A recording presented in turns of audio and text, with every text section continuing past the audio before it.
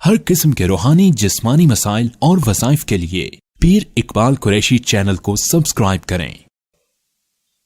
ونصلی علی رسولہ الکریم اما بعد فاعوذ باللہ من الشیطان الرجیم بسم اللہ الرحمن الرحیم۔ انسان کے دو گھر ہیں جس کو قرآن و سنت نے بیان کیا، ایک دار الاخرہ ہے، ایک دار الدنیا ہے۔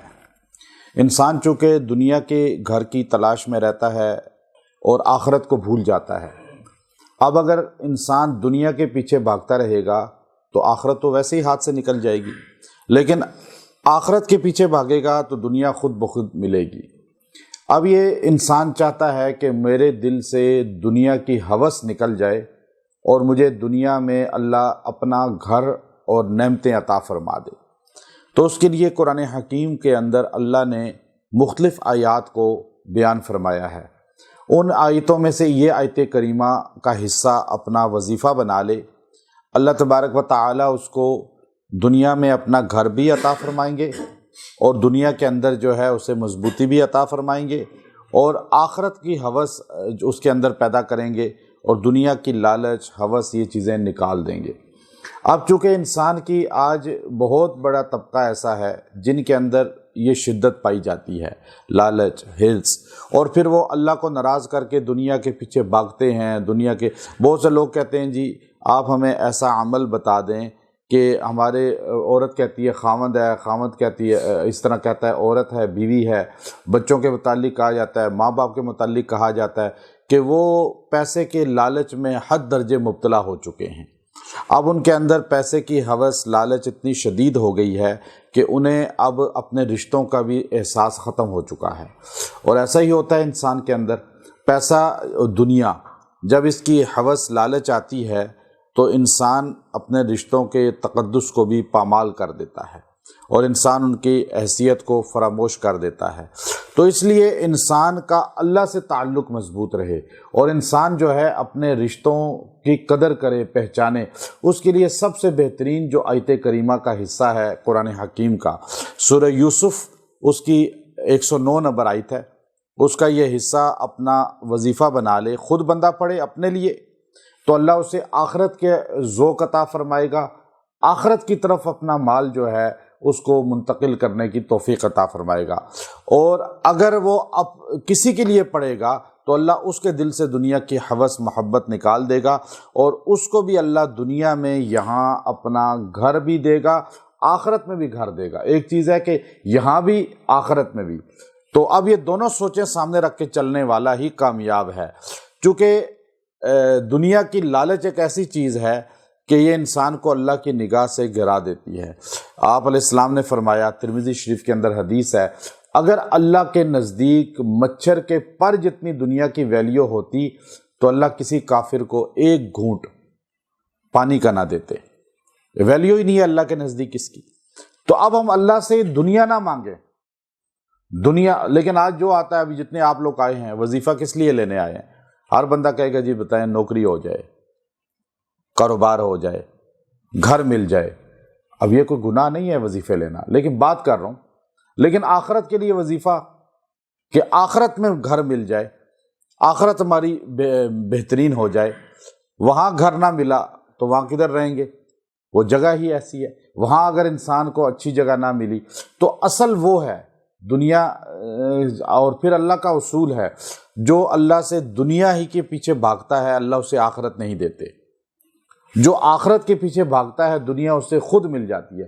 صحابہ کا یہی عالم تھا، غربت میں تھے لیکن آخرت کے پیچھے بھاگنا شروع ہوئے اور نبی علیہ الصلوۃ والسلام کی اتباع کی، کلمہ پڑھا، تو صحابہ کا یہ عالم تھا کہ ایک ایک صحابی کے پاس پھر اللہ نے اتنا کچھ دیا کہ ابن زبیر رضی اللہ تعالیٰ عنہ کے پاس، ابن کثیر لکھتے ہیں، امام ابن کثیر، کہ 1000 نوکر تھے۔ عبداللہ ابن عمر رضی اللہ تعالیٰ عنہ کے پاس بھی ریوڑوں کے ریوڑ تھے۔ حضرت حسین رضی اللہ تعالیٰ عنہ کے پاس بھی ریوڑوں کے ریوڑ تھے، غول تھے جانوروں کے، نوکروں کی بے انتہا تعداد تھی۔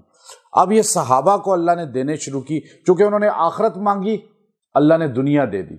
عبد الرحمن بن عوف رضی اللہ تعالیٰ عنہ پنیر خالی لے کر مدینہ ہجرت کی، کچھ بھی پاس نہیں تھا، پنیر اتنا سا لیا، جا کے یوں روڈ پہ رکھ کے رستے میں بیٹھ کے بازار میں اور جیسے ریڑھی لگاتا ہے، ریڑھی بھی نہیں تھی۔ آج ریڑھی والا یہ سوچے کہ آپ دیکھیے سٹال لگا رہے ہیں، کیسے کوئی چیز بھی نہیں ہے، یوں زمین پہ رکھ کے پنیر بیچا اور پھر بیچا پھر بیچا پھر بیچا۔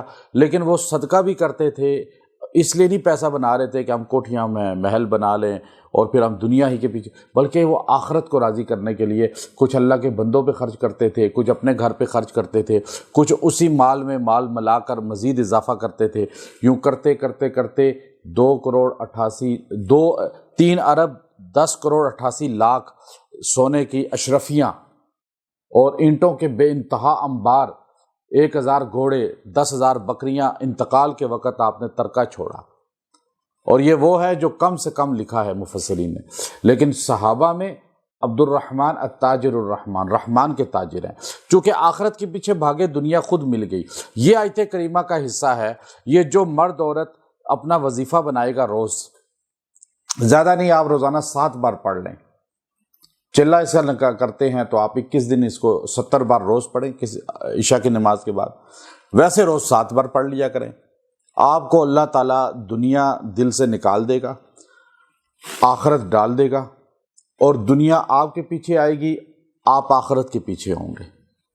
آج کیا ہے معاملہ کہ ہم دنیا کے پیچھے ہیں اور آخرت ہمارے پاس ہے ہی نہیں، اور دنیا ہم سے بھاگ رہی ہے۔ دنیا کا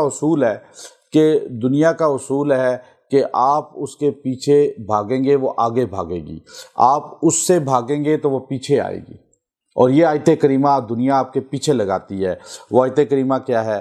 سورہ یوسف آیت نمبر 109، وَلَدَارُ الْآخِرَةِ خَيْرٌ لِلَّذِينَ اتَّقَوْا، بس اتنا جملہ، وَلَدَارُ الْآخِرَةِ خَيْرٌ لِلَّذِينَ اتَّقَوْا، آخرت کا گھر بہتر ہے لیکن ان لوگوں کے لیے جو تقوی والے ہیں، دل جن کا اللہ کی طرف ہے۔